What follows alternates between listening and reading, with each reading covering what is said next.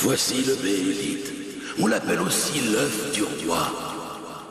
En échange de sang et de chair, quiconque le possède dominera le monde. Le Béélite. Cet artefact mystique et perturbant dans l'univers sombre de Berserk est bien plus qu'un simple objet étrange. À première vue, il semble être un œuf, mais pas un œuf ordinaire. La première fois qu'on l'aperçoit, une sensation de malaise s'installe, car ce qui devrait être une surface lisse est en fait une mosaïque déconcertante de traits humains et désordonnés. Des yeux, un nez, une bouche, tout est éparpillé de manière aléatoire sur sa surface, comme si l'objet lui-même défiait les lois naturelles de l'anatomie. Pourtant, cette apparence grotesque cache un pouvoir si redoutable qu'il peut changer à jamais le destin de celui qui le possède. L'histoire du Béélite est intimement liée à la notion de destin, un thème omniprésent de Berserk. Mais avant d'entrer dans le vif du sujet, imaginez un instant tenir cet artefact dans votre main. Le poids du Béélite semble disproportionné par rapport à sa taille, presque comme s'il renfermait une énergie cachée, prête à se libérer à tout moment. Sa texture, froide et lisse, contraste avec ses yeux qui semblent vous fixer, comme s'ils attendaient que quelque chose de terrible se produise.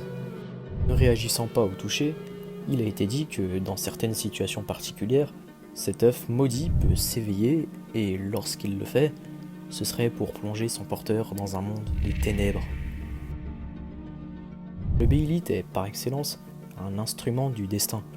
Il est introuvable par hasard, et il apparaît toujours à celui qui en a le plus besoin, même si ce besoin n'est pas encore conscient chez la personne.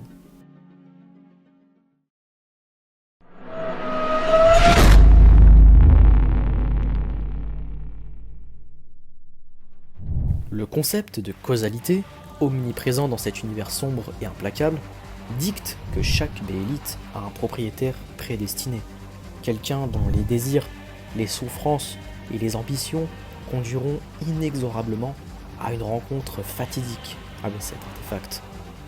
C'est pourquoi, même si une personne s'en débarrasse, même si elle le jette dans un gouffre ou le laisse derrière elle, le Béélite trouve toujours un moyen de revenir entre ses mains. C'est donc une force qui transcende le simple hasard. Un rappel que le destin dans Berserk est inéluctable.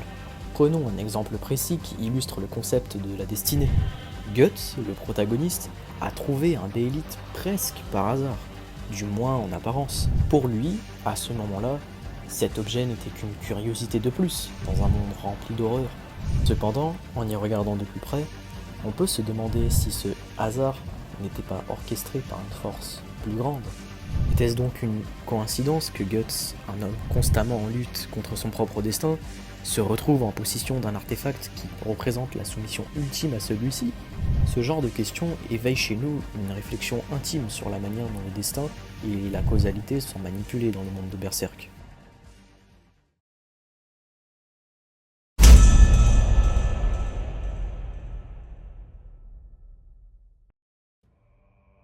Lorsque le Béélite s'éveille, c'est un spectacle à la fois terrifiant et fascinant. Ses traits éparpillés commenceront lentement à se rassembler. Les yeux, la bouche et le nez se réorganisent pour former un visage humain, presque comme si l'artefact reprenait une forme plus naturelle, avant d'accomplir son véritable but. Mais ce qui rend cette transformation vraiment angoissante, c'est le fait que le Béélite pleure des larmes de sang. C'est un détail qui, à lui seul, transmet toute la gravité de la situation. L'activation d'un Béélite n'est pas un acte anodin. Elle marque le début d'un rituel qui va bouleverser non seulement la vie de son possesseur, mais aussi l'équilibre même du monde qui l'entoure. En invoquant la main de Dieu, le Béélite appelle des êtres divins, ou plutôt des entités qui échappent à la compréhension humaine. Cette main de Dieu est composée de 5 membres, chacun étant devenu ce qu'il est en utilisant un Béélite à un moment crucial de leur propre vie. Ces êtres sont d'une puissance inconcevable, mais leur pouvoir a un prix. Chaque personne qui invoque la main de Dieu doit faire un choix déchirant, réaliser son vœu le plus cher, mais au prix d'un sacrifice abominable. Et ce sacrifice n'est jamais quelque chose de trivial. Il s'agit toujours de ce qui est le plus cher à l'individu. Pour certains, c'est un être aimé, pour d'autres, c'est une partie de leur humanité même. Le sacrifice de l'âme est au cœur de ce pacte infernal, car il symbolise l'abandon de tout ce qui fait de l'individu un être humain.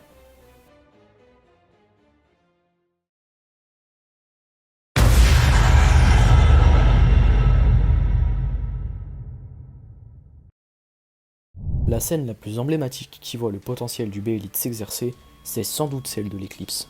Il s'agit là de Griffith, autrefois ami et leader respecté. Il détient un Béélite particulier, le Béélite cramoisi ou l'œuf du roi. Cet artefact ne ressemble pas aux autres Béélites, car il est destiné à un événement d'une portée dite cosmique.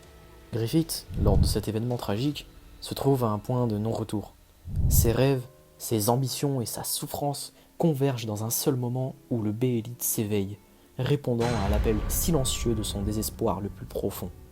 L'éclipse, un événement apocalyptique qui ne survient que tous les 216 ans, marque la naissance d'un nouveau membre de la main de Dieu.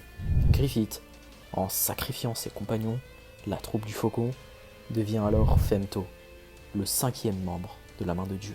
Ce qui rend ce sacrifice encore plus tragique, c'est la manière dont Griffith, autrefois un homme noble et visionnaire, est prêt à abandonner ce qu'il avait de plus précieux, ses amis, pour atteindre son objectif ultime.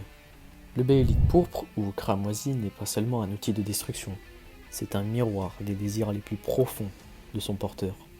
Pour Griffith, son rêve de devenir roi était plus important que tout, même plus important que les vies de ceux qu'il avait suivis et soutenus. Cette transformation marque un tournant décisif dans l'histoire de Berserk, et démontre à quel point le Béélite peut pervertir même les âmes les plus pures.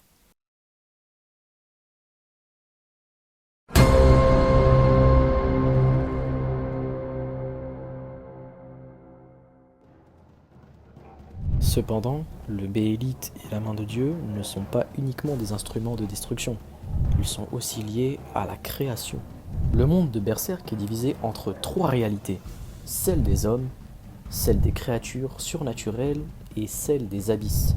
Une réalité très méconnue pour le moment. Ces 3 mondes entrent souvent en collision, et le Béélite agit comme un pont entre eux. La main de Dieu elle-même est le produit de ce lien entre le monde matériel et spirituel. Donc chacun de ses membres est à la fois humain et divin, agissant comme des architectes d'une réalité qui dépasse la compréhension mortelle. Mais qu'est-ce qui pousse une personne à activer le Béélite, à invoquer la main de Dieu et à faire ce sacrifice? Pour beaucoup, c'est le désespoir.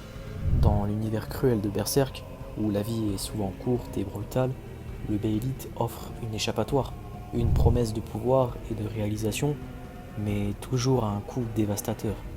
C'est cette promesse qui rend le Béélite si terrifiant. Il exploite les faiblesses de l'humain, les rêves non réalisés, les peurs et les regrets, pour les transformer en instruments de sa propre destruction.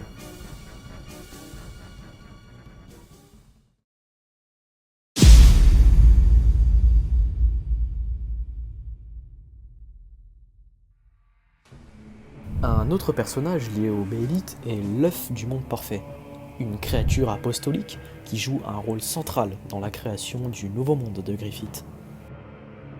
Ce personnage, rejeté et déformé par le monde, en est venu à symboliser le sacrifice ultime. Il a accepté de devenir le catalyseur d'un nouveau monde, un monde façonné par Griffith, en échange de sa propre existence. L'œuf du monde parfait est un exemple frappant de la manière dont le Béélite transcende l'individu pour toucher l'ordre cosmique même. Le sacrifice n'est plus uniquement personnel, il devient un acte créateur, redéfinissant les lois mêmes de l'univers.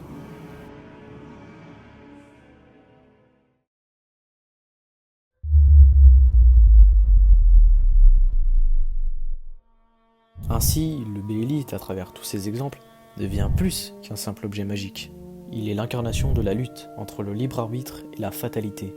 Il symbolise la tentation du pouvoir, la capacité à changer le monde, mais à un prix si élevé que peu osent véritablement le payer.